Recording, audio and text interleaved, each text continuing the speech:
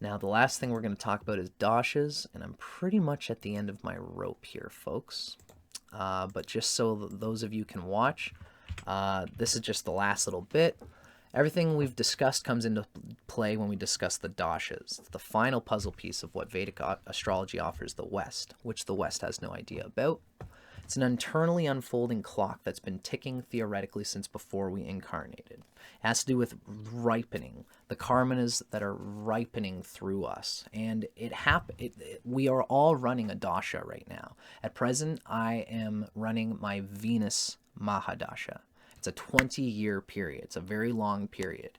And whatever my Venus is placed like, I'm going to experience it throughout that 20 years.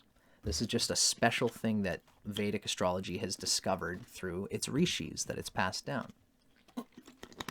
When a planet's dasha is activated, everything about it is emphasized. Is it a friend to the rising sign? Then this period will be easier. Is it in a friend's sign or its own sign or exalted? Then this will be easier.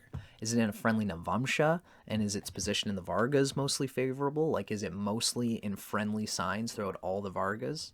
Then this will be easier. Is it aspected by benefics and friends? Then it'll be easier. If any of these are not the case, you can expect there will be trouble during the dasha. And these must be considered with transits to be effective. So a person could be experiencing a difficult Saturn transit, like Saturn transiting the moon, which is always difficult.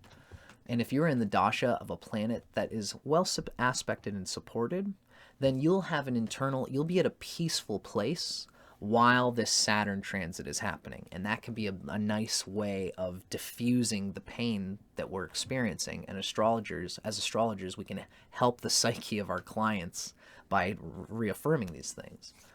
But if this Saturn transit going over the moon occurs when you're going through a difficult thing, for example, your moon dasha or your Saturn dasha, then you could have difficulty. Although, if your moon is well placed, and your Saturn is well placed, and both of these are happening at the same time, it'll be painful, but it'll be very transformative and useful and important. I would have talked about Rahu and Ketu, or the North Node and South Node, as being critical parts of Vedic astrology as well. I'm just going to say it here and then kind of leave it at that, because this has already been a long crash course. So I'm already off my 1.5 hour mark, but that's okay. I'm very glad to have been able to share this video with the world and to be able to talk about what Vedic astrology has to give to the Western world. For those of you watching, my name is Dustin Cormier. My channel is called How to Rock Astrology. I'm very glad to have you guys here.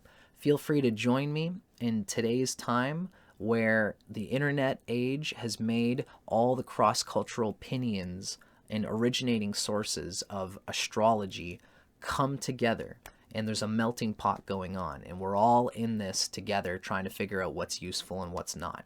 So I hope this video was a useful contribution to that, and I hope you guys can continue to enjoy this very special place for astrology in history.